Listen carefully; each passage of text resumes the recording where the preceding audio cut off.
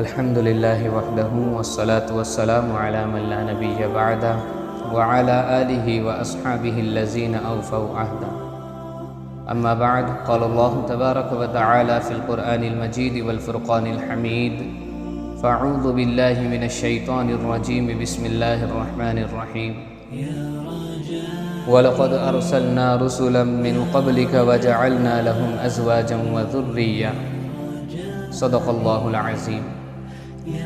معزز ناظرین، اللہ رب العالمین نے اس کائنات میں انسانوں کو پیدا فرمایا اور ایک مرد کے دل میں ایک عورت کی جانب اور ایک عورت کے دل میں ایک مرد کی جانب ایک کشش رکھی جسے فطرت کہتے ہیں.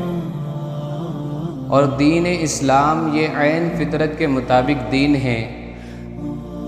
بعض مذاہب ایسے ہیں جنہوں نے اس کشش کو شیطانی شرارت کہہ کر کے نکاح کے عدم جواز کے قائل ہوئے اور رہبانیت کو فروغ دیا.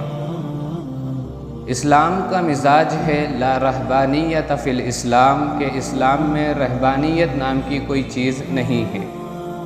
رہبانیت کا معنی یہ ہے کہ بندہ تمام تر اپنی معاشرتی زندگی سے قطع تعلق ہو جائے اور کسی جنگل میں جا کر کے تنہائی والی زندگی گزارے.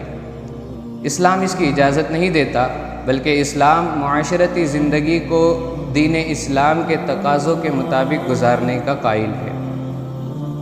لہٰذا اس تمام زندگی کے طرز کو آگے بڑھانے کے لیے اللہ رب العالمین نے ایک نظام بنایا ہے، ایک طرز بنایا ہے جسے ہم نکاح کہتے ہیں، جو نبی کریم صلی اللہ علیہ وسلم کا پیارا طریقہ ہے، سنت رسول صلی اللہ علیہ وسلم بھی ہے. اللہ تعالیٰ نے نکاح کو انتہائی آسان اور سہل بنایا. نکاح کے 3 مواقع ہوتے ہیں.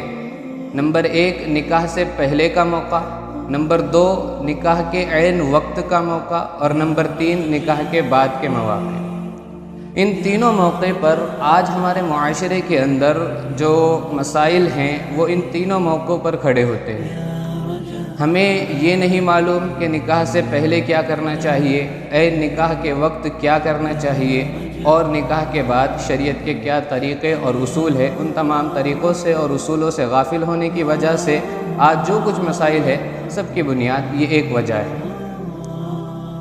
ہاں، ہمارے معاشرے میں اگر کسی چیز پر زیادہ نظر کی جاتی ہے، کسی چیز کا لحاظ کیا جاتا ہے، تو وہ یہ ہے کہ ہم نکاح کے وقت کسی مولوی صاحب کو بلا لیتے ہیں، چند آیتیں ان سے پڑھوا لیتے ہیں، خطبہ نکاح پڑھوا لیتے ہیں. بس یہ 2 کام تو ہم کر لیتے ہیں. امام صاحب نے، مولوی صاحب نے نکاح پڑھایا اور وہ چلے گئے. اس کے بعد ہم نے نکاح سے پہلے کیا کیا، نکاح کے بعد ہم نے کیا کرنا ہے، اور نکاح کے وقت خطبہ نکاح کے علاوہ اور کیا کرنا ہوتا ہے. ان تمام باتوں سے نہ خدا کا کوئی تعلق ہے، نہ رسول کا کوئی تعلق ہے، اور نہ شرعی تعلیمات کا ہمیں کوئی معلوم.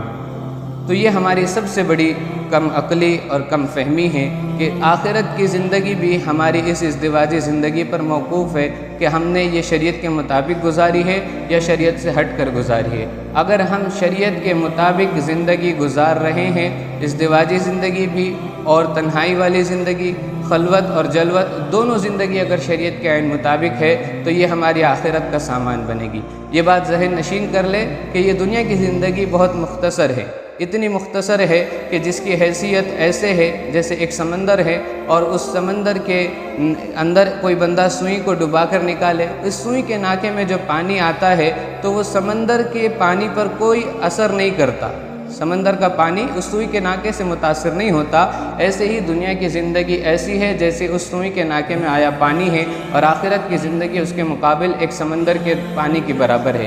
یہ کہنے کے لیے مثال ہے، وگرنہ میرے دوستو آخرت کی زندگی لامحدود ہے. چونکہ سمندر کی بھی ایک حد ہے، لیکن آخرت کی زندگی لامحدود ہے، جو کبھی ختم نہ ہونے والی زندگی ہے. اللہ رب العالمین نے مجھے بھی، آپ کو بھی، اور دنیا بھر کے انسانوں کو اس دنیا کی مختصر سی زندگی میں آخرت کی لامحدود زندگی کی تیاری کرنے کے لیے بھیجا ہے. اللہ رب العالمین مجھے بھی، آپ کو بھی اس مختصر سی زندگی میں اپنی رضا والے کام کرنے کی توفیق عطا فرمائے، اور آخرت کی تیاری کرنے کی توفیق عطا فرمائے. اور جتنے بھی شرعی احکام ہیں، خاص طور پر نکاح کے اور طلاق کے اور دیگر معاشرتی نظام کے ان تمام پر ہمیں شریعت کو جان کر سمجھ کر عمل کرنے کی توفیق عطا فرمائے۔ وما علینا الا البلاغ المبین۔ السلام علیکم ورحمۃ اللہ وبرکاتہ۔